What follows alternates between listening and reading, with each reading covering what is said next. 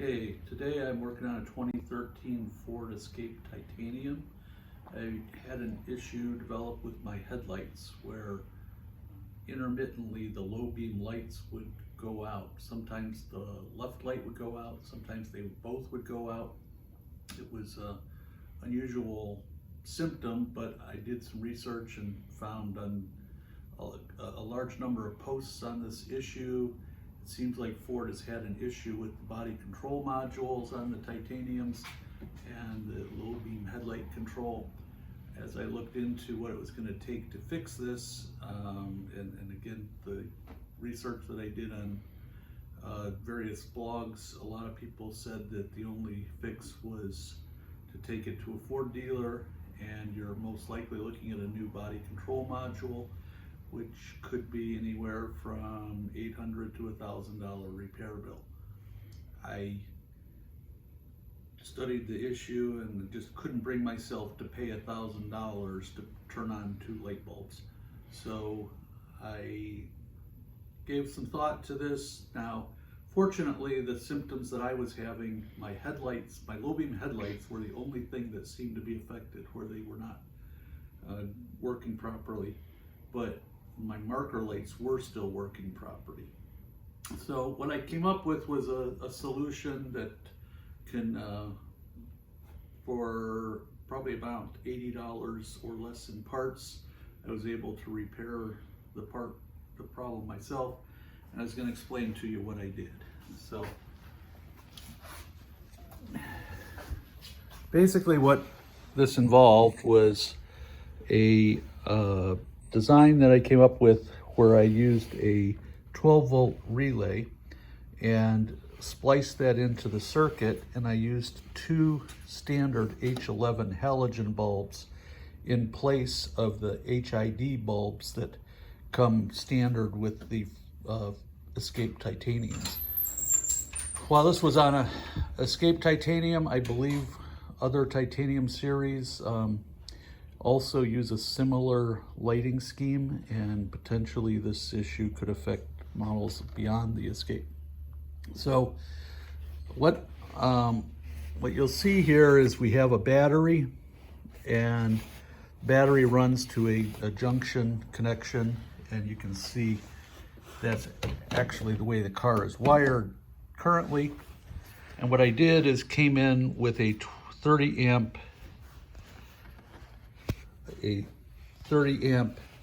inline fuse connected to the 12-volt positive supply, and put that on a universal 12-volt automotive style relay. Relays are all marked where you have 4 pins on the bottom. One of them is marked number 30, one is marked 85, 86, and 87. You want to run the battery supply to the number 30 terminal.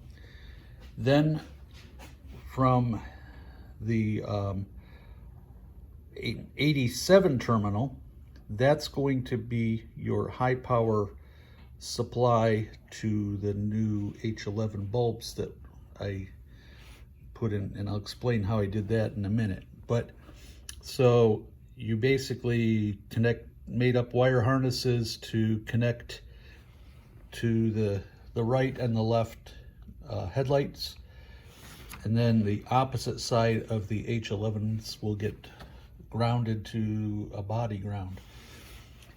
Then I need a signal line. So my number 86 terminal goes to a body ground. The number 85 terminal, I ran a wire and I soldered into the positive 12-volt line that went to the lower left amber marker light.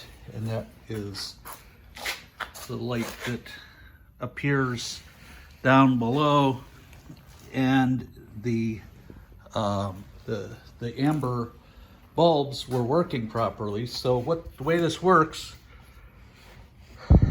when you turn the headlights on, the marker lights come on. That sends a signal to the relay, closes the relay, allows power to flow from 30 across to 87, so you get high power going to your H11 bulbs. in actuality, you'll see the wiring there. You can see the inline circuit, the inline fuse going to my relay that I mounted here. Then using the connections that I showed on the wiring schematic, I was able to connect to the left bulb and also to the right bulb. You can see here some of the paraphernalia that I used to do this repair.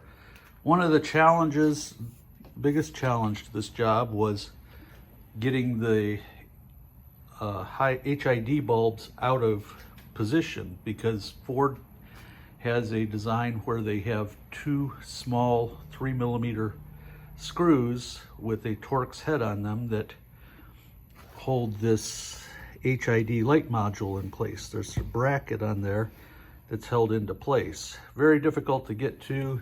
I used a mirror and was working with a mirror and a Torx screwdriver and got them out. Now, one of the things you got to be careful about is try not to drop the screws down into the headlight assembly, because you can't get them out, as I learned.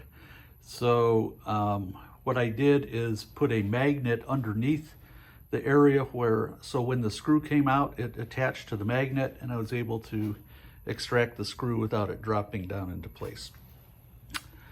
So when you take this HID bulb out, there's a bracket mounted to it. The bracket looks something like this.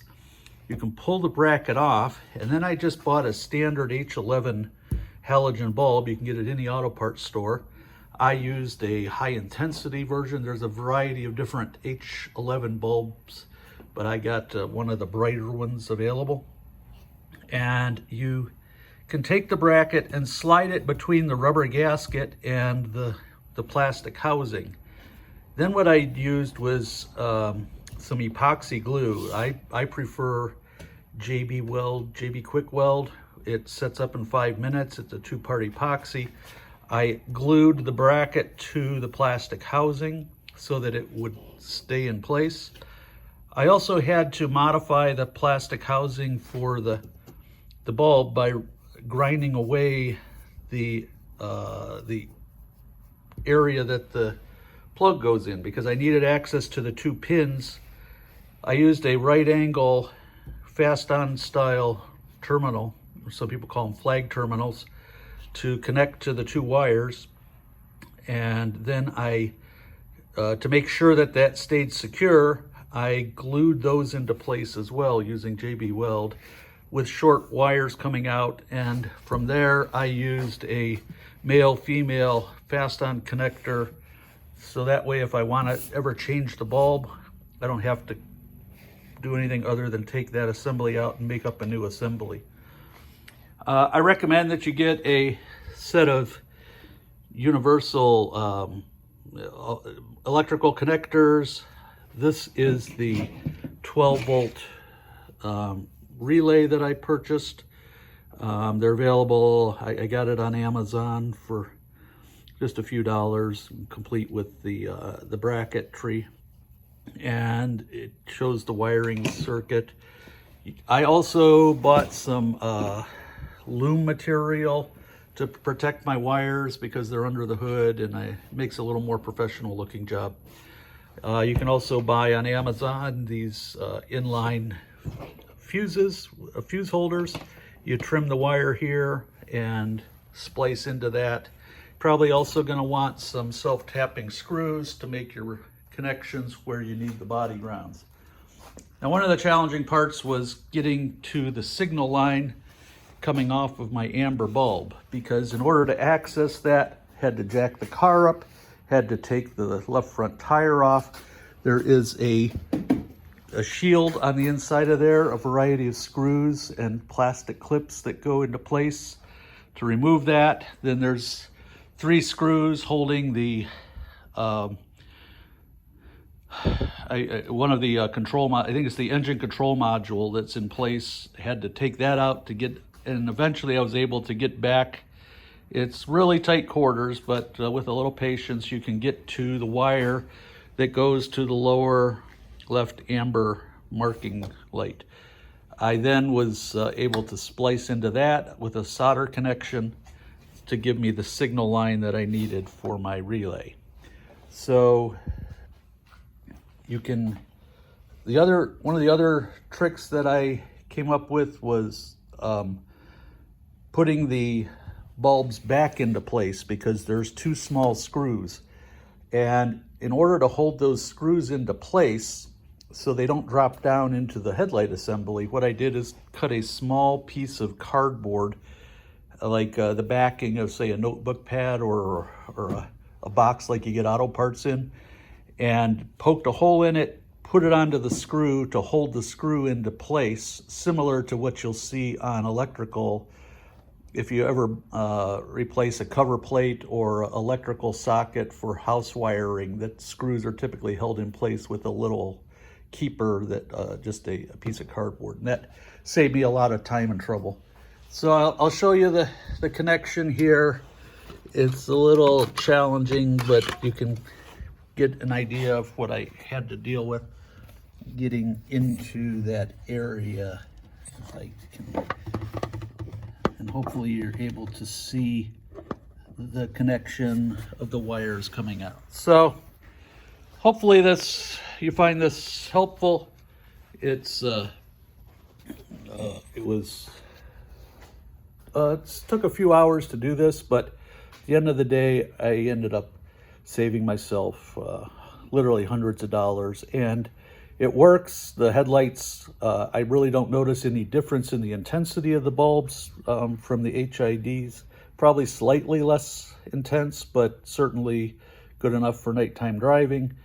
And the lights work. When I turn the light switch on, the headlights come on. When I turn the switch off, the headlights go off. So hopefully you find this video helpful.